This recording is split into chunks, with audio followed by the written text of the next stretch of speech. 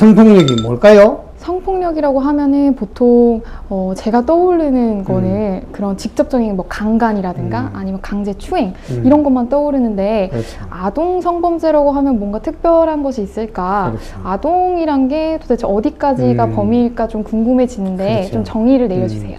이게 이제 우리나라에서 이제 아동에 대한 성폭력에 대한 그런 범죄에 관한 규정들이 좀 없다가 이제 세계적인 추세가 아동에 대한 성범죄에 대해서 엄하게 처벌하는 추세에 있고 또 그런 범죄가 의외로 많이 있다 보니까 그 범죄가 이제 그 범죄에 대한 형법 규정 또 그 다음에 그에 대한 특별법이 많이 생겨나가지고 저희 변호사들도 이렇게 좀 구체적으로 안 들여다보면 잘 모르는 경우가 많은데 하여튼 성폭력이라는 것은 일반적으로는 뭐 아까 말씀드렸지만은 강간, 강제추행 또는 뭐 그런 행위에 유사한 행위, 뭐 강간 뭐 이런 얘기가 있고 또 이제 특히 성폭력이라고 할 수 있는 게 13세 미만 미성년자에 대한 어떤 것은 강제적인 것이 동원되지 않더라도 가늠만 해도 이게 하나의 성폭력이다.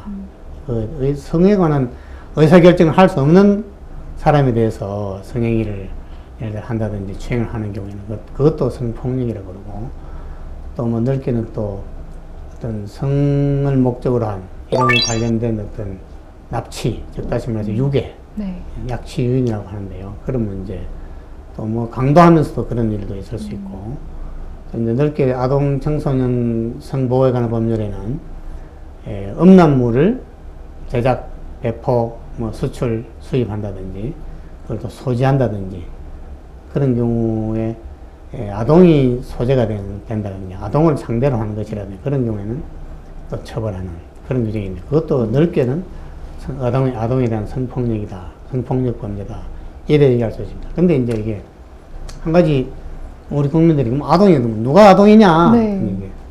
우리 법률 중에는 아동 청소년의 성보호에 관한 법률 뭐 이런 게 있는데 아동이 어디까지고 청소년이 뭐냐 하는 개념인데 아동복지법에 보면은 아동이 18세 미만을 아동이라고 그래요. 저는 무슨 아동이라고 하면은 보통 취학 전에 뭐 그렇죠. 어린이들을 포함해서 한 뭐 초등학교 요새는 또 4학년만 지나가도 굉장히 좀 크잖아요, 아이들이. 그래서 아동이라고 얼른 생각하면 아동은 유치원생은 유아라고 생각이 되고 초등학생은 아동으로 생각되고 중고등학생은 뭐 청소년 정도로 생각되는데 법률상으로는 이게 잘못됐는지 잘 됐는지 모르겠지만 어쨌든 아동 청소년의 성보호에 관한 법률에는 뭐 명확한 규정은 두고 있지 않지만 이렇게 따져보면은 아동복지법에 보면 18세 미만을 아동이라고 보고 있고 결국 뭐 청소년은 18세까지만 청소년을 보여주고 19세 또 이상이 되면 성년이 되니까 그 판사 시절 때 이런 그 성범죄 사건들이 굉장히 또 많았나요? 이 남들은 다 판사라 그러면 이게 뭐 고상한 일을 하는가 보다 이렇게 생각되는데 참 험한 일을 해요. 그렇게 굉장히 많은 또 성범죄 사건들이 있는 것 같은데 또 제가 듣기로는 굉장히 멀쩡한 사람들도 또 이렇게 일을 저지르고 와서 뭐 이렇게 자기가 안 했다 뭐 이런 식으로 얘기할 때 또 굉장히 또 판사이시지만 또 인간적으로 굉장히 화가 나는 경우가 있으실 것도 같은데 화나는 일이 있어요. 실제로 이런 범죄를 저지른 사람들이 멀쩡하게 생기고 또 다른 성과 관련된 일 말고는 다 정상적인 사람이 있어요.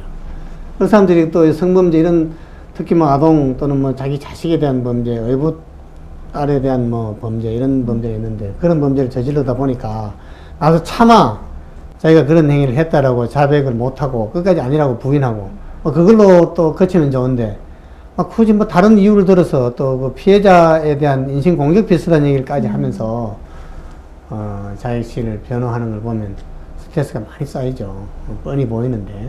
물론 판사가 이제 선입견 없이 사건을 대해야 되지만, 사건 진행하다 보면 뭐, 내용이 뻔히 보이는 게 있잖아요. 그런 경우에는 뭐, 내려가서 그냥 한 대 뒤에 박았으면 하는 그런 사람도 있고, 실제로 제가 초임 판사 시절에, 어떻게 보면 내가 좀 덜 이렇게 성숙했던 시절에, 법정에서 한번 야 임마라고 한번 얘기한 적이 있었어요.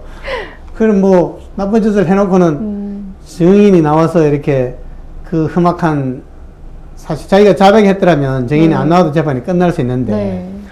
나와가지고 안 했다고 그러니까 증인을 불러다가 이렇게 묻는데 거기서 뭐 반박하기를 내가 뭐 어떤 할머니가 말리는데 내가 그런 일을 했겠느냐는 둥 할머니 보고도 또 칼로 위협하고 그래가지고 나쁜 짓을 해놓고는 안 했다고 그러니까 내가 느닷없이 야 임마 소리 나가지고 재판장한테 고하지도 않고 너 할머니가 무슨 소용이니 할머니 칼 들이대는데 뭐 어떡하라는 얘기냐 그래가지고 그랬더니 또 재판장도 야 이 짐승도 아니서 그러고 아주 그냥 법정이 아주 그냥 그 좀 이상한 언어로 이렇게 된 일도 있었는데 지금 같으면 좀 문제가 됐을 수도 있겠는데 어쨌거나 간에 그런 그 참 그 형사재판을 하다 보면 판사들이 스트레스가 더 많이 쌓여요.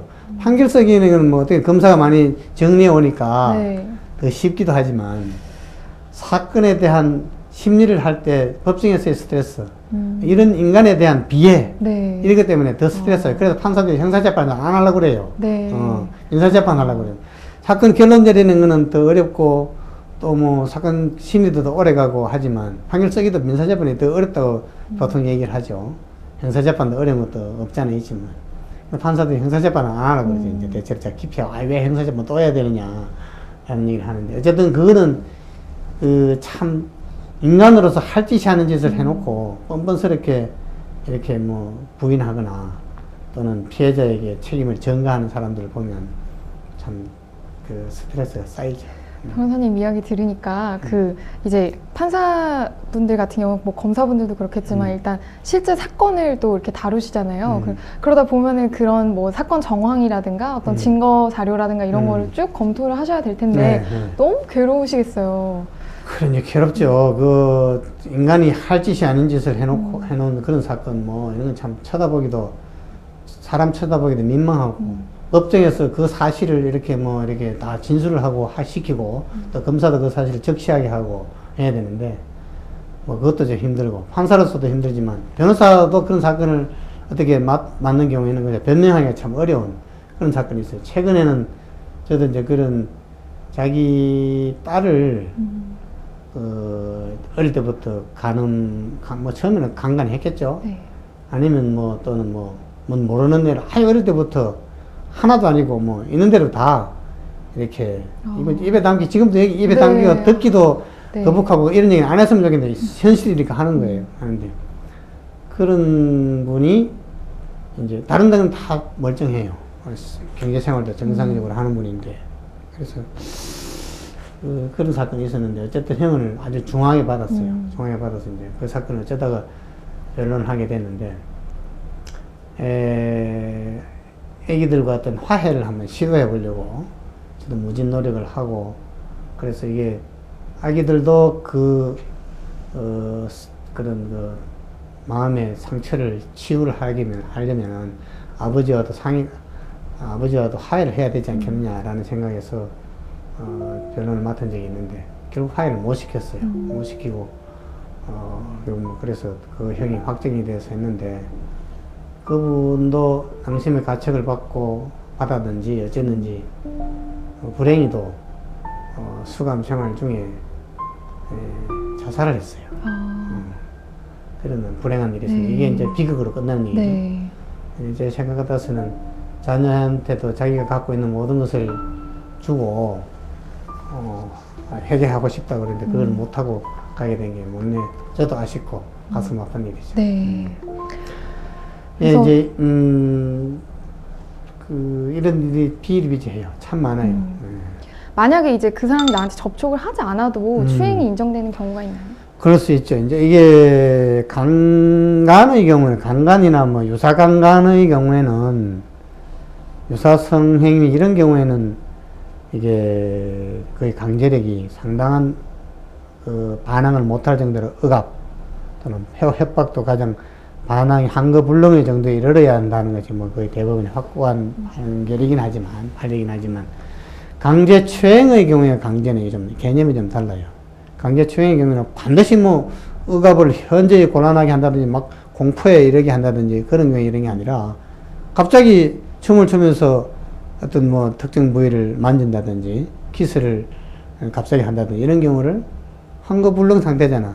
그러니까 그 유형력의 행사다 이지. 그래서 강제추행이라 그러고 또 뭐 우리는 뭐 신체적인 접촉이 없다 하더라도 자신의 성기를 함부로 노출시킨다든지 밀폐된 공간에서 그 사람이 도망갈 여지가 없는 상황으로 몰아와서 특히 이런 사건이 있었어요. 실제로 엘리베이터로 어린 애들을 유인해가지고 네. 그런 성기 노출 행위를 했다든지 이럴 경우에 학업심에서는 이게 뭐 유형력 행사가 없지 않았냐, 접촉이 네. 없었지 않느냐 이래가지고 그 무죄를 했는데 대법원에서 무슨 소리냐, 애가 도망도 못 가게 하는 상황에서 그런 사태를 만들어서 성기 노출해서 이게 추행이다 이래가지고 강제추행으로 처벌한 예가 있습니다. 유형력의 행사라는 게 반드시 신체적인 접촉이 필요한 건 아니고 또 협박의 정도도 무슨 덜덜 떨어서 그냥 꼼짝 못하게 할 정도가 아니라 그러한 추행을 당하는 상황에서 도망 못하게 할 정도, 회피할 수 없는 상황의 유형력의 행사 그런 거를 전부 다 그런 상황에 빚어졌으면 전부 다 강제추행을 인정합니다.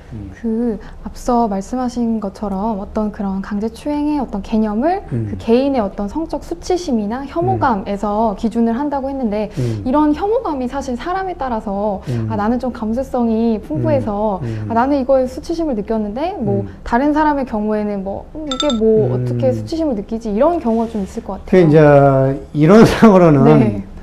이제 그 특정 개인을 기준으로 해서 특정한 특성을 가진 사람을 기준으로 해서 이게 추행이냐 아니냐를 판단하는 건 아니에요. 평균인 누구라도 그러한 상황이라면 수치심을 느꼈을 것이다.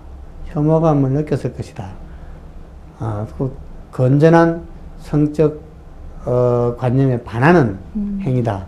라고 느낄 것이다. 평균인을 기준으로 합니다. 네. 어린이도 마찬가지로 10살짜리 평균인이라면 이게 예뻐하는 게 아니라 뭔가 이상한 행위다 라고 느낄 수 있을 정도면 그 성적 수치심을 자아내는 행위다. 만일에 뭐 10살짜리가 성적 수치심이 아니라 뭐 모르겠어요. 그냥 내 예뻐하대요 라고 얘기했지만 걔가 아니라 보통 사람이 보통의 10살짜리가 그런 행위를 당했을 때에 성적 수치심을 느낄 만한 정도면 그건 추행이다 이거죠. 다시 말해서 이제 만일에 뭐 장애인 네. 어떤 성적 관념이 없고 뭔 행위인지를 모르고 있는 사람에게 대해서 예를 들어 그런 행위를 했을 때 이게 뭐 그 사람이 기분 나쁜 느낌을 안 가졌지만 그렇다고 하더라도 거기에 일반인이라면 그런 행위를 했을 때 성적 수치심, 혐오감을 느꼈을 것이다 라고 하기 때문에 강제 추행이 된다 이런 얘기죠. 처음에 이제 그 얘기를 들었을 때는 아 이게 조금 주관적인 기준에 따라서 달라질 수 있는 게 아닌가 싶었는데 또 말씀을 듣고 보니까 아 이게 굉장히 객관적으로 이론상으로는 그런데 주관적인 것도 상당히 작용을 해요. 주관적인 게 상황에 따라 달라지니까 뭐 이제 아버지가 자기 딸을 뭐 이렇게 이쁘다 그러면서 야 너 오늘 뭐 옷 이쁘게 입었네 이러면서 어깨를 한번 툭 친다든지 한번 안아준다든지 하면 그게 추행이라고 생각 안 하겠죠. 일반적인 성실한 아버지가 그랬다면은. 근데 또 이제 아버지 중에서도 나쁜 짓을 계속 해오는 아버지가 만일에 그런 아버지 드물긴 하겠죠. 어쨌든 애를 툭 친다든지 하면 이게 받아들인 사람으로서는 이게 뭐 옷을 때 왜 이러냐라고 느낄 거예요. 추행이죠. 이게 이제 상대에 따라 또 달라지는 거고 그런 행위를 하는 사람에 따라 달라지는 건 사실이에요. 그러면은 그 가하는 가해자의 입장에서 아 나는 전혀 얘한테 성적 수치심을 줄 뭐 목적이나 동기가 없었다. 그랬을 경우에는 어떻게 받아들여요? 이제 목적이 절대적인 것은 아니에요. 목적이 절대적인 것은 아니지만 목적도 참작은 해요. 판단할 때. 과연 이게 아니 뭐 다 같이 어깨에 닿았다 하더라도 예를 들어 운동하면서 뭐 이렇게 뭐 스치면서 닿았다라든지 그런 경우하고 이렇게 물끄러미 쳐다보면서 뭔가를 아래로 훑어보면서 닿았다 이런 경우 다르니까 그 행위가 객관적으로 어떻게 평가될 수 있느냐 라는 상황에 따라서 그 행위가 어깨를 주무르는 것도 만일에 뭐 이게 뭐 내 어깨가 좀 아프다 그러니까 이 좀 주물러 달라 라고 했을 때 주무르는 경우하고 그냥 뭐 아무런 이유도 없이 뭐 주물러 달라는 소리도 안 하는데 뭐 주물러 준다고 자꾸 적극적으로 나서는 경우하고 평가가 달라지겠죠. 그죠? 네, 오늘 변호사님을 통해서 또 네. 이렇게 아동 성폭력의 개념, 그리고 또 음. 그런 여러 가지 사례들을 들으니까 이제 기존에 알고 있던 뉴스로만 접하는 그런 사건들이 조금 더 입체적으로 좀 이해가 되는 네. 것 같아요. 근데 굉장히 좀 안타까운 일이고 사회적으로도 좀 좀 없어져야 무거웠죠. 할 얘기들이. 일인데 그래서 저희가 참 웃으면서 진행할 수가 차마 없었는데 그래도 변호사님 덕분에 좀 이렇게 가볍게 또 네. 이렇게 좀 쉽고 빠르게 좀 이해를 네. 했던 것 같아요. 그래서 너무 감사합니다. 네.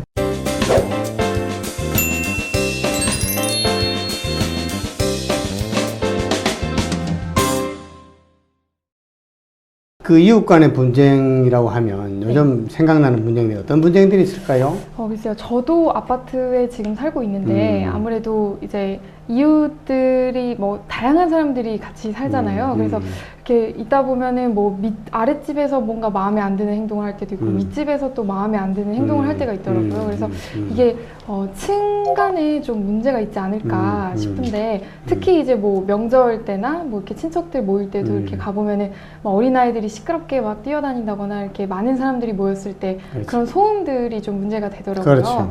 이런 것도 법률 사건으로 될 수 있을까요? 네.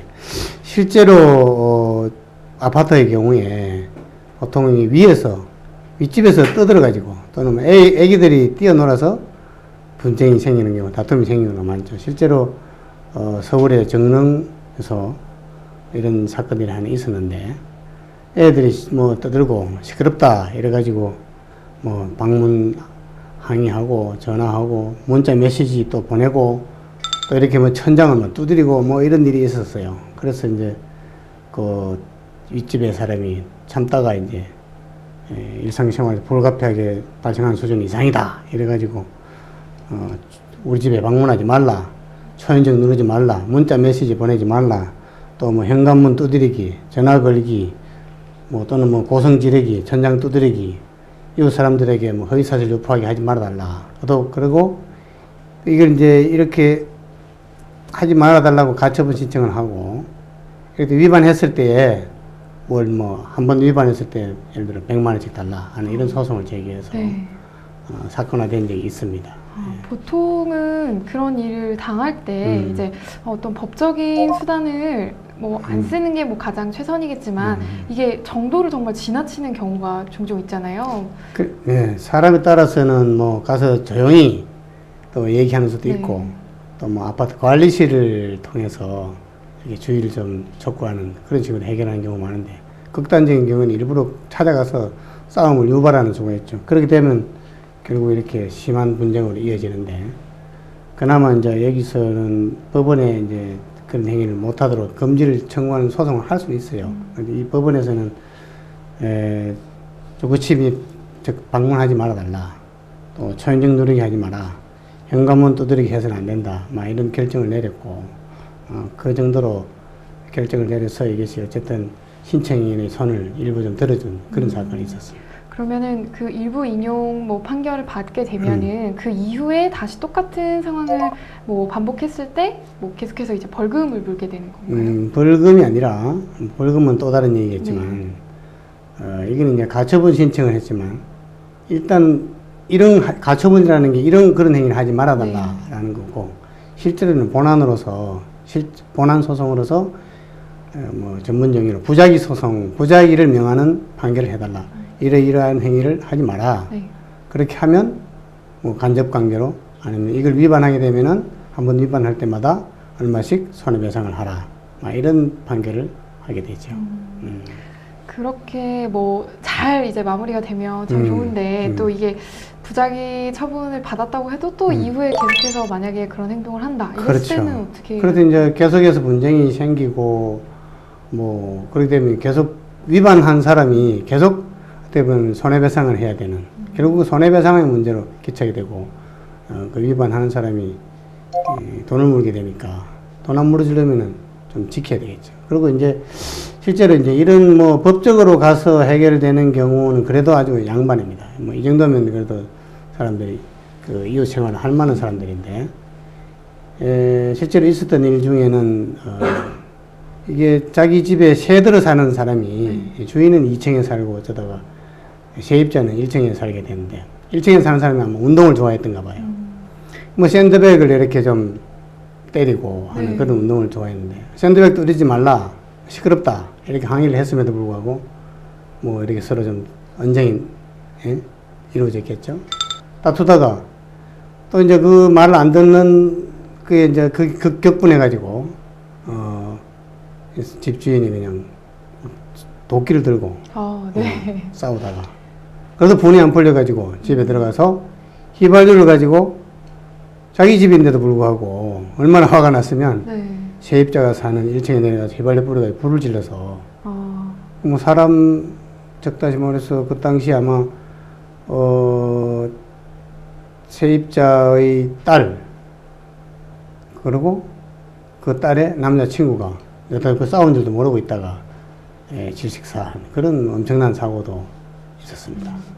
굉장히 뭐 어딜 가나 소음이라는 건 사실 일상에 존재하는 건데 그렇죠. 또 이렇게 엄청난 또 재앙으로 또 이어질 수 있다는 게 되게 놀랍고 이제 저 같은 경우도 집에 있을 때는 사실 평소에 잘 못 느끼잖아요. 뭐 도로에 뭐 차가 다니는 소리나 이런 소음도 잘 모르는데 이렇게 뭐 공부를 해야 한다거나 이렇게 굉장히 집중해야 하는 상황이 있거나 아니면 뭐 집에 어린아이가 있다던가 좀 예민한 경우에 있어서는 아, 굉장히 작은 소음도 크게 들리더라고요. 그렇죠. 그래서 이런 것들이 좀 쌓이고 쌓이면 서로 이제 이웃 간의 대화도 단절이 되고 하면 좀 이런 재앙으로 이어지는 것 같네요. 그렇죠. 이게 뭐 사람에 따라서는 약간의 소음 뭐 그런가 보다 하고 넘어가는 수도 있고 어떤 사람은 아주 작은 소음에도 아주 민감한 사람이 있고 그래서 뭐 무조건 소음이 있었다고 해서 다 책임져야 되는 건 아니겠지만 어쨌든 일상생활을 침해한다고 그럴까 하는 정도의 소음이라면 그걸 뭐 하지 말아달라고 할 수 있는 권리가 있는 건데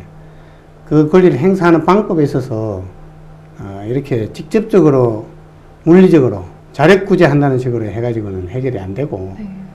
뭐 어떤 다른 방책을 법률적인 즉 다시 법률로 정해진 방법에 의해서 청구를 하는 게 평화적으로 문제를 해결하는 것이겠죠. 저도 참 그 집에 이제 악기가 있는데 네. 이렇게 밤에 이제 저녁 식사 시간이 좀 지나면은 아 이제 하고 싶어도 이렇게 못 하겠더라고요. 이제 또 다른데 밤이 되면 또 사람들도 많이 이제 집에 네. 있고 해서 이제 많이 자제하고 이러는 편인데 또 어린아이들 우는 소리는 또 어쩔 수가 막을 수가 없더라고요. 없죠. 그래서 어느 날 아침에는 그러니까 좀 휴일이어서 좀 이렇게 자고 싶은데 앞집에서 아이가 너무 많이 울어서 아 좀 저 아이 좀 어떻게 했으면 좋겠다 이런 생각도 가끔 들고 하더라고요. 근데 이게 좀 뭐 서로 배려하면서 참고 이래야 또 미덕이지만 이게 경우에 따라서는 정말 참기 힘든 그런 소음이 나서 이제 그런 분쟁으로 또 되는 경우가 많은데 그럴 경우에 이제 어떻게 또 절차를 밟아서 해결을 해야 할까요? 그래요. 소음 분쟁 시 이제 참 언론 생각하면 사람들이 그 집에 가서 그냥 좀 조용히 해 주십시오라고 네. 얘기하고 싶고 뭐 그렇게 해결하는 경우도 들어 있겠지만 잘 지내는 사람끼리는 그건 뭐 전화로라도 인터폰으로라도 좀 시끄럽습니다. 조용히 해 주십시오라고 하면 아이고 알겠습니다. 미안합니다. 라고 끝난 수도 있겠지만 대개는 요새 공동주택에서 사람들이 인사도 잘 안 하고 다니니까 도대체 당신은 뭔데 전화하느냐는 둥 이래가지고 싸움이 난단 말이에요. 그래서 직접 그렇게 사태를 해결하려고 나설 것이 아니라 되도록이면 아파트 관리주체라고 할 수 있는데 관리사무소에 전화를 해서 위층에서 좀 소음이 너무 심하다 또는 옆집에서 너무 떠드니까 좀 자제하도록 전해주기 바란다 라고 해서 관리사무소에서는 그거를 통제하고 관리할 의무도 있고 권리가 있기 때문에 얘기를 해도 된단 말이에요. 그렇게 해서 자제를 구하고 그래도 만일에 시정이 안 되면은 관리사무소에서 시정 권고를 하고 또 뭐 그 집에다 경고문을 부착한다든지 그래도 또 안 된다.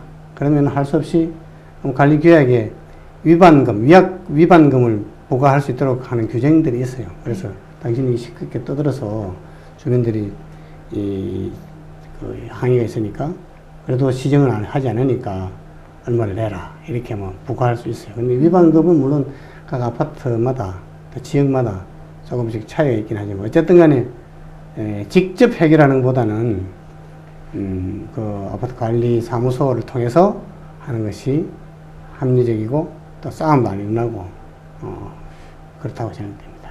네.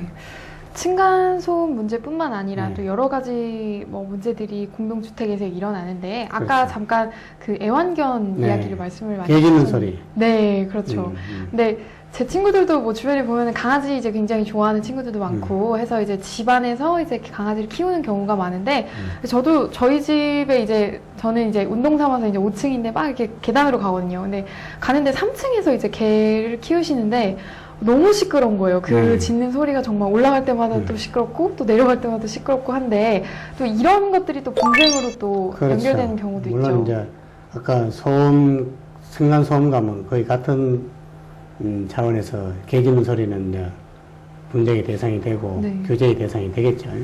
근데 이제 개 짖는 소리뿐만 아니라 목줄 풀어놓은 개 때문에 피해를 보는 경우가 있잖아요. 그게 더 큰 사고겠죠. 네. 실제로 부산에서 이제 있었던 일인데, 쓰레기 비우러 이제 왔다가 올라가는 길에 복도에서 내렸더니 엘리베이터 문 열리자마자 개가 나타나가지고 막 짖고 하니까 깜짝 놀라가지고 도망가다가 넘어져서 어떤 많이 다쳤어요.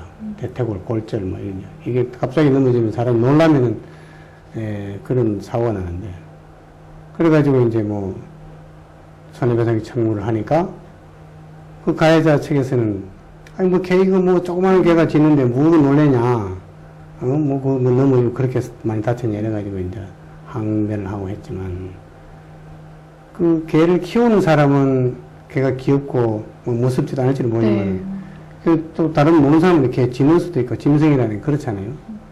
또 뭐 짐승이 무슨 이성을 가지고 있는 개체도 아니고 하니까 기분 나쁘면 물기도 하고 그러니까 그런 피해를 입었을 때 실제로는 책임을 다 져야 되겠죠. 공동주택에서 이렇게 동물을 키운다는 건 굉장히 좀 책임감도 많이 필요한 것 같네요. 그렇죠. 그래서 이렇게 애완견을 키우면서 또 일어날 수 있는 분쟁들에 대해서도 알아봤는데 또 뭔가 또 있을까요? 공동주택에서 이웃들 간의 분쟁이 일어날 만한. 또 아주 심각한 문제가 네. 좀 있으면 저희들이 법원에서 있다가 많이 처리한 사건 중에는 이 토지 경계 침범 또는 뭐 주변 토지를 통행할 수 있게 해달라 뭐 이런 문제, 길 문제 이런 문제로 아주 동네 싸움이 일어나는 거 참 많습니다. 그리고 이런 분쟁의 특징은 그 아주 분쟁이 이게 영구적이잖아요. 만일에 어떤 토지를 무단으로 침범해서 사용하거나 또 나무 땅에다가 담을 쌓아놔가지고 이 부분까지 내 거다 라고 주장하고 뭐 집을 짓거나 뭐 이런 경우에는 그게 뭐 일시적으로 참는다고 해결될 일이 아니라 장기적으로 자기 땅이 나무 땅이 되는 상황이 되니까 잘 못 참단 말이에요. 그래서 그거 가지고 막 싸우고 아주 칼부림까지 나고 하는 그런 사고들이 생기는데 그런데 이제 이런 분쟁은 사실은 특징이 다들 아전인수격 해석을 해요.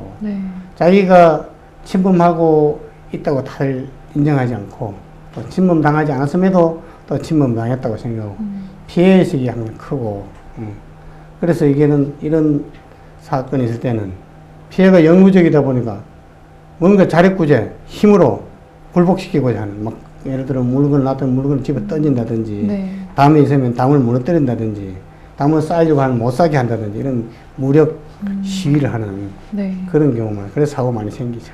네, 저는 이렇게 강제로 이렇게 남의 토지를 뭐 침범하고 약간 이런 얘기를 들으니까 계속 이제 머릿속에 계속 독도가 떠오르더라고요. 그래서 아니 이거는 엄연히 내 땅인데 왜 저쪽에서는 계속 우리 땅이야 내놔 이렇게 할까. 그리고 또 그 해석조차도 이렇게 말씀하신 대로 아전인수격으로 이유를 갖다 붙이고 이런 경우를 보니까 좀 굉장히 막 제가 당사자가 된 것 같고 이제 화가 많이 나는데 이게 또 실제로 분쟁, 그러니까 또 공동주택 특히나 뭐 이렇게 이웃 간에 이런 문제가 있다고 하면 또 굉장히 괴로울 것 같아요. 독도 문제만큼이나. 그럼 독도 문제는 이제 국가 문제다 보니까 또 이제 국제적인 뭐 문제다 보니까 이걸 어떻게 해결하느냐 하는 문제는 좀 다른 문제이긴 하지만 어쨌든 그 일본 사람들의 대부분은 실제로는 아무 근거도 없이 자기 땅이라고 생각하고 우리는 뭐 우리니까 또 우리 거라고 생각하고 그런데 실제로 뭐 여러 가지 자료를 보면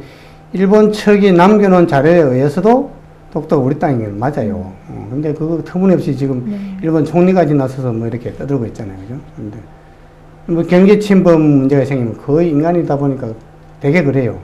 자기가 아닌 것 같아도 자기 말이 맞는 것을 믿게 되는, 믿고 싶어 하는 뭐 그런 현상입니다. 그래서 분쟁이 아주 커져요. 혹시 그 변호사님께서 직접 뭐 처리하신 사건 중에 뭐 그래요. 있었던 일이 있을까요? 네, 이제 이런 사건들은 이제 제가 처리한 사건이라고 하면은 이제 뭐 형사 사건에서 네. 경계 침범 때문에 그냥 뭐 싸우다가 결국은 살인까지 일어난. 네. 이게 일시적으로 자꾸 그게 우기니까 네. 피해자 입장에서는 그냥 그런 극단적인 폭력을 행사한 경우가 있었는데, 대개는 현명한 사람이라면 다 필요 없다. 경계 확정의 소를 제기해서 법원에다 청구를 해서 네. 청양 감정을 해서 이렇게 정리를 하면 법원에서 판결로서 정하게 되면은 뭐 그대로 이제 확정이 되는데, 그렇지 않고 그 판결로 가기 전에 그냥 그렇게 불필요하게 자력구조 하겠다고 싸우니까 네. 문제가 생기는 거죠. 그 참을인자 3번이면 뭐 살인을 면한다 이런 말도 있는데 변호사님 말씀대로 정말 참는 것이 가장 중요한 것 같은데요. 오늘 또 이렇게 일상에서 일어날 수 있는 다양한 어떤 이웃 간의 분쟁들에 대해서 알아봤는데 굉장히 이게 언제든지 또 내가 당사자가 될 수 있는 문제잖아요. 그래서 오늘 굉장히 뜻깊었던 것 같아요. 그리고 알지 못했던 그런 어떤 절차들 또 배우게 돼서 굉장히 뿌듯했던 오늘 촬영이었습니다. 네.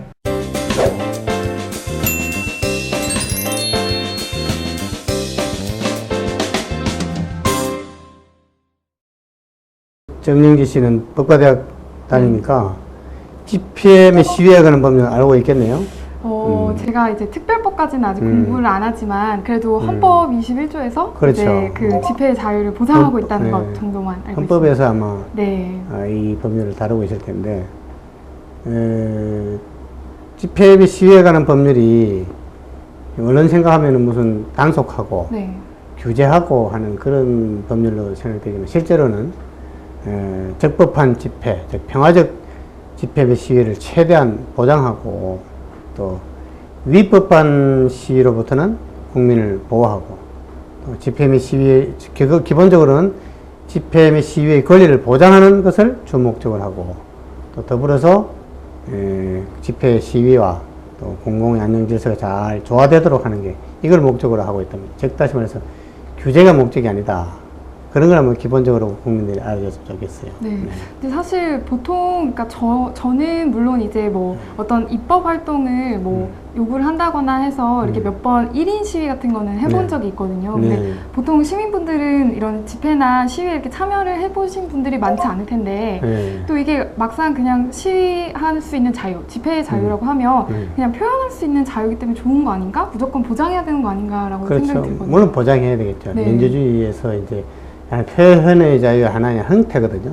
표현의 자유라는 게 뭐 말로 할 수도 있는 문제고, 또 글, 뭐 그림, 뭐 한 집단적인 의사표시다, 뭐 이렇게 얘기할 수 있겠죠. 그런데 어쨌든 민주주의 사회에서 집단적인 의사표시 방법으로 집회, 시위를 보장하고 있고, 또 집회 및 시위에 관한 법률에서는 집회 및 시위에 관한 법률에 위반한, 규정에 위반한 집회 및 시위에 관한 처벌보다도 적법한 집회 및 시위를 방해하는 것을 더 엄하게 처벌하고 있어요.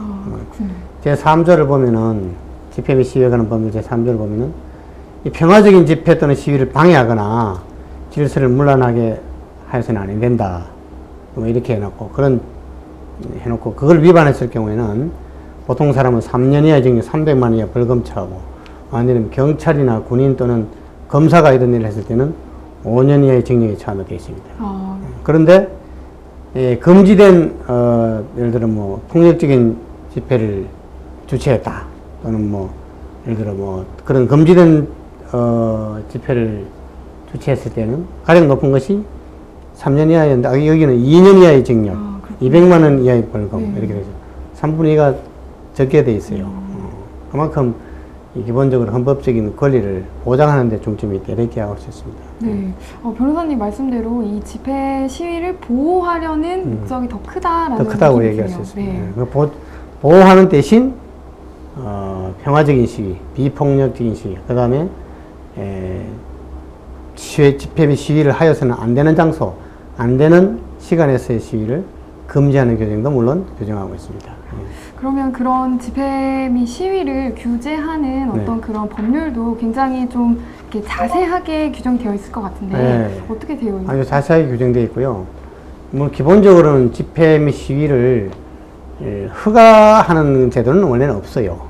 신고만 하게 돼 있고 신고를 함으로써 그게 이제 경찰이 그 집회를 적법한 집회를 보장하고 하는 그런 이제 자료로 삼기 위한 거고, 신고되면은 어떠한 집회도 할 수 있다 이래 볼 수 있습니다. 물론 장소나 방법이 이제 제한이 있겠죠. 즉 다시 말해서 집단적인 뭐 폭행, 협박, 손괴, 방화, 즉 공공의 안녕 질서를 이렇게 어지럽히는 것이 명백한 경우에는 금지를 시킬 수 있고요. 사전에 또 뭐 국회의사당, 법원, 헌법재판소, 대통령 관저, 국회의장 공간, 대법원장 공간, 헌법재판소장 공간, 국무총리 공간, 외국의 외교기관이나 외교사절의 숙소 이런 데서는 100m 이내에서는 집회 및 시위를 못하게 돼 있어요. 근데 많이 하고 있어요 지금도.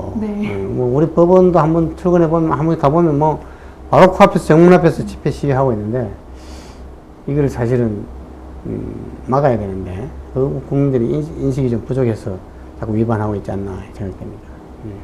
그러면은 이 100m 이내로 좀 이렇게 제한하는 그 목적이 있을까요? 거기에 특별한? 그것은 이제 어떤 직접적으로 예를 들어 대통령 관저 바로 앞에서 시위를 하고 하면 위험하겠죠. 물론 법원에서도 이거 재판하고 이렇게 해야 되는데 거기서 직접적으로 압력을 넣는다고 100m 시끄럽게 떠들고 하면은 좀 그 평온한 과정에서 업무성이 곤란하니까 어느 정도 뭐 100m 넘는다고 해서 시위가 효력이 없는 게 아니잖아요.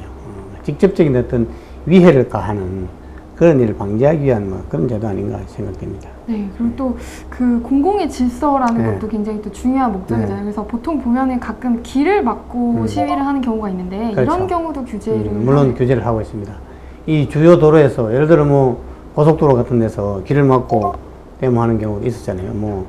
농민들이 올라오면서 고속도로 막아가지고 하는데 이런 경우엔 그야말로 주요 도로의 경우에 이제 시행령으로 규정되어 있습니다만 어떠한 도로에 있어서는 그 시위의 방법이나 행진 방법 등에 대해서 규제를 할 수 있고, 예를 들면 한 3분의 1 정도만 점령을 해서 하라, 또는 인도로 도보할 때는 인도로 하라, 뭐 이런 식으로 규제를 하고 있고, 어떤 경우에는 여기서 예를 들어 고속도로 같은 데 데모하는 건 뭐 좀 너무 위험하니까 뭐 금지시킬 수 있는 거죠.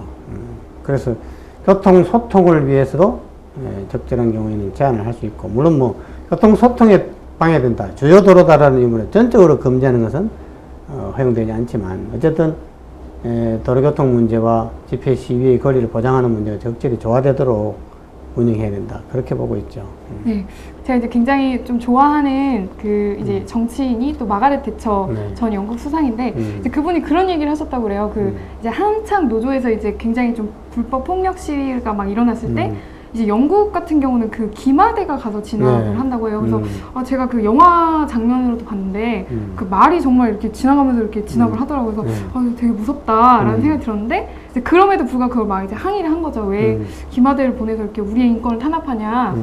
그랬더니 대처 총리가 한 얘기가 죄송하다고 다음부터는 탱크를 보내겠다고 그렇게 말씀하셨다고 해요. 그래서 제가 들으면서 참 그렇게 뭐 선진국이라고 생각하는 그 보통 분들은 뭐 유럽은 굉장히 인권이 보장이 많이 되고 라고 하시잖아요. 그럼 유럽도 이런 굉장히 시위 문화에 있어서는 단호하게 단호하죠. 대처를 하는구나 싶거든요. 적법한 권리를 행사하는 데 대해서는 더 철저히 보장하고, 질서를 어지럽히는 행위에 대해서는 뭐 철저히 응징하는, 그게 맞고, 그래야 나라가 바로 선다고 봐야 되겠죠. 네, 그 표현의 자유에 속하는 것이 바로 집회의 자유이니만큼 정말 민주사회에서는 꼭 필요한 반드시 보장되어야 할 자유권이라고 생각이 되는데요. 한편으로는 정말 이 필요한 자유권이 변질이 되어서 불법적이거나 아니면 뭐 폭력적인 시위로 변질이 된다면 오히려 그것이 민주사회에 역행하는 것이 아닌가 생각이 드는데요. 오늘 이렇게 저희랑 함께 알아본 집회에 관한 법률들 잘 기억하셔서 앞으로는 정말 평화적이고 민주적인 시위 문화가 좀 정착이 되었으면 좋겠습니다. 네. 네. 집회와 시위, 이것은 민주주의 사회에 있어서 없을 수도 없고 또 집회 및 시위를 할 권리는 엄정히 보장되어야 할 것입니다. 그리고 지난날 우리나라의 독립과 민주화 과정에서 이런 집회 및 시위는 시민운동을 위한 중요한 수단이었고 또 민주화에 결정적인 기능을 한 것이 사실입니다. 그런데 과거 민주화 운동 시절에는 정부 방침에 반하는 집회나 시위는 모두 원천적으로 불법적으로 봉쇄되었다고도 할 수 있습니다. 그 당시 시위는 겨우 뭐 유인물이나 뿌리고 몇 마디 구호 외치면 5분도 안 되어 수많은 경찰이 나타나서 시위자들 즉시 체포해가는 그런 상황이었습니다. 이것도 몇몇 대학에서만 이렇게 시위가 있었지 일반 대학이나 일반인은 감히 집회나 시위를 할 엄두도 내지 못했던 시절이 있었습니다. 이렇게 공권력이 집회 및 시위를 불법적으로 봉쇄하다 보니 이에 대한 반발로 우리는 시위라면 의뢰 공권력에 대하여 강목, 돌, 화염병, 쇠파이프 등을 무장해서 폭력을 행사하는 것이 정당한 것이라고 인식하게 돼가지고 민주주의가 어느 정도 정착된 오늘날도 이러한 풍습이 남아 있습니다. 그러나 이제 우리 사회가 안정된 오늘날에 있어서는 원래의 헌법적 원리에 따라 집회 및 시위와 집회 및 시위의 자유도 보장되어 봤겠지만 평화적으로 질서를 지켜가면서 하는 집회 및 시위만이 합법적이고 정당하다는 것을 우리 국민 모두 깨달아야 할 시점이 되었다 할 것입니다. 우리 모두 민주주의 선진국답게 질서 정연하게 평화적으로 집회 시위 문화를 정착시켜 집회 및 시위로 인하여 기물이 파손되거나 사상자가 발생하는 등 사회 문제가 발생하는 일이 없도록 하여야 할 것입니다. 오늘 방송에서 마치겠습니다. 안녕하세요, 로자예요. 장미의 아름다움과 다이아몬드의 견고함을 하나로 로즈몬드 장미칼을 소개합니다. 칼 잘하는 칼! 대한민국 기술력이 응축된 장미칼의 지존! 골덩이 같은 냉동 고기가 쓱쓱쓱! 무쇠 자물통도 우습고 심지어 냄비까지 잘라버리는 강력함으로 3대를 물려줄 3대 장미칼 로즈몬드! 절삭력이 압도적이죠? 뭐든지 잘라버립니다. 웨이브 칼날 설계로 힘주지 않아도 쓱쓱! 굵은 철사줄도 뚝뚝뚝! 꽁꽁한 냉동 고기도 가볍게 쓱쓱! 생닭 자르기 힘들었죠? 뼈찌로 가볍게! 딱딱한 호박도 쓱쓱쓱! 두툼한 생선도 척척척! 김밥도 종이처럼 얇게! 6개도 한꺼번에 썰어지는군요! 보세요. 마구 두들겨 패도 절삭력은 그대로죠? 평생 칼을 갈 필요도 없다니까요. 그 비밀은 스테인리스와 고탄소 특수광을 배합하여 초고온 단련시키고 마치 사진으로 찍은 듯한 첨단 전사 방식의 대한민국 기술력이 응축된 로즈몬드만의 모방할 수 없는 특수 R&D 공법 품질 보장 10년, 30년 놀라십시오. 3대 100년간 품질 보증. 정말 뭐든지 잘 잘리고 들러붙지도 않고 너무 편해요. 강남 친구 집에 이게 착 꽂혀 있는데 와 너무 세련돼 보이더라고요. 장미 문양 좀 보세요. 유러피안 스타일이라 정말 고급스럽죠? 고급스러운 양면 장미 문양과 엄청난 절삭력의 정품 로즈몬드에 분리가 되어 음식 찌꺼기가 끼지 않는 신개념 조리 전용 장미 가위, 과일 자르고 생선 다듬기 편리한 미니 로즈몬드까지 이 모드를 다 드리는 가격이 파격 특가 29,900원, 29,900원. 두 세트 구입 시 만원 파격 할인. 지금 바로 전화주세요. 한쪽 면만 장미 문양? 아닙니다. 양쪽에 모두 장미 문양이 있는지 꼭 확인하세요. 첫째, 엄청난 절삭력. 돌덩이 같은 냉동 고기도 질긴 생닭도 뼈째. 세상에 족발도 통째로 썰기 힘든 생고기도 쉽게. 생선 비늘은 물론 물컹거려 힘든 회뜨기도 얇게. 웨이브 칼날 설계로 칼이 쉽게 파고들어 힘주지 않아도 쓱쓱. 썰기 힘든 단단한 호박 껍질도 순식간에. 질긴 생찍도 이렇게 쉽게. 전기줄은 우습고 두꺼운 밧줄까지 두꺼운 책마저 강목으로 힘껏 내리쳐도 펜을 잘라도 날은 그대로 얼음덩이를 내리쳐도 끄떡없는 엄청난 절삭력으로 반영구적 사용. 둘째, 섬세한 양면 장미 문양. 대한민국의 첨단 전사 기술로 장미 가시까지 살려낸 섬세한 문양과 고급스러운 색감은 아무나 흉내낼 수 없는 로즈몬드만의 아름다움. 여기에 손이탈을 막아주는 인체공학적 그립 설계, 유러피언 스타일의 세련된 디자인까지. 셋째, 엄청난 구성. 고급스러운 양면 장미 문양과 엄청난 절삭력의 정품 로즈몬드에 분리가 되어 음식 찌꺼기가 끼지 않는 신개념 조리 전용 장미 가위. 과일 자르고 생선 다듬기 편리한 미니 로즈몬드까지. 아담한 사이즈로 소재가 간편하고 정교한 작업이 가능한 미니 로즈몬드와 분리되어 더 위생적인 조리 전용 가위를 추가로 더 드립니다. 아담한 사이즈로 과일 자르고 장식하기 좋고, 바로잡은 생선 손질은 물론 살만 분리해서 회뜨기까지 완성. 정말 편리한 미니 로즈몬드. 아직도 아무 가위로 음식을 자르시나요? 틈새 음식 찌꺼기가. 이젠 이렇게 분리가 되니 음식물이 끼지 않고 씻기도 좋아. 정말 위생적. 두툼한 전선은 물론 철판까지 쓱쓱쓱. 딱딱한 랍스터도 커다란 킹크랩도 단번에, 구운 고기도 질긴 생갈비도 싹싹싹. 각종 해물 요리도 냉면도 쓱쓱쓱. 분리하면 그대로 장미칼. 뭐든지 잘라버리고 오프너 기능으로 병막에도 한방에 홈이 있어 생선 비늘도 뿌리 껍질도 싹싹 벗겨주고, 베이스가 있어 보관 이동도 안전하게. 장미칼 중에서도 너무 세련되고 고급스럽더라고요. 너무 예쁘고 속이 시원할 정도로 잘 잘리니까 요리가 더 재밌어졌어요. 오래 쓴 식칼 이제 로즈몬드로 바꿔보세요. 주방이 확 달라질 거예요. 고급스러운 양면 장미 문양과 엄청난 절삭력의 정품 로즈몬드에 분리가 되어 음식 찌꺼기가 끼지 않는 신개념 조리 전용 장미 가위. 과일 자르고 생선 다듬기 편리한 미니 로즈몬드까지. 이 모드를 다 드리는 가격이 파격 특가 29,900원, 29,900원. 두 세트 구입 시 만원 파격 할인. 지금 바로 전화주세요. 칼 자르는 칼. 대한민국 기술력이 응축된 장미칼의 지존. 올덩이 같은 냉동 고기가 쓱쓱쓱. 무쇠 자물통도 우습고 심지어 냄비까지 잘라버리는 강력함으로 3대를 물려줄 3대 장미칼 로즈몬드. 절삭력이 압도적이죠. 뭐든지 잘라버립니다. 웨이브 칼날 설계로 힘주지 않아도 쓱쓱. 굵은 철사줄도 뚝뚝뚝. 꽁꽁한 냉동 고기도 가볍게 쓱쓱. 생닭 자르기 힘들었죠? 뼈찌로 가볍게. 딱딱한 호박도 쓱쓱쓱.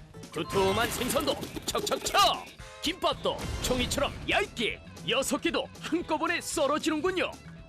보세요. 마구 두들겨 패도 절삭력은 그대로죠.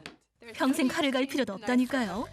그 비밀은 스테인리스와 고탄소 특수강을 배합하여 초고온 단련시키고, 마치 사진으로 찍은 듯한 첨단 전사 방식의 대한민국 기술력이 응축된 로즈몬드만의 모방할 수 없는 특수 R&D 공법. 첫째, 엄청난 절삭력. 돌덩이 같은 냉동 고기도, 질긴 생닭도 뼈째. 세상에, 족발도 통째로. 썰기 힘든 생고기도 쉽게. 생선 비늘은 물론 물컹거려 힘든 회뜨기도 얇게. 웨이브 칼날 설계로 칼이 쉽게 파고들어 힘주지 않아도 쓱쓱. 썰기 힘든 단단한 호박 껍질도 순식간에. 질긴 생찍도 이렇게 쉽게. 전깃줄은 우습고 두꺼운 밧줄까지 두꺼운 책마저 강목으로 힘껏 내리쳐도 펜을 잘라도 날은 그대로 얼음덩이를 내리쳐도 끄떡없는 엄청난 절삭력으로 반영구적 사용. 둘째, 섬세한 양면 장미 문양. 대한민국의 첨단 전사 기술로 장미 가시까지 살려낸 섬세한 문양과 고급스러운 색감은 아무나 흉내낼 수 없는 로즈몬드만의 아름다움. 여기에 손이탈을 막아주는 인체공학적 그립 설계, 유러피언 스타일의 세련된 디자인까지. 셋째, 엄청난 구성. 고급스러운 양면 장미 문양과 엄청난 절삭력의 정품 로즈몬드에 분리가 되어 음식 찌꺼기가 끼지 않는 신개념 조리 전용 장미 가위. 과일 자르고 생선 다듬기 편리한 미니 로즈몬드까지 이 모드를 다 드리는 가격이 파격 특가 29,900원, 29,900원. 두 세트 구입 시 만원 파격 할인. 지금 바로 전화 주세요.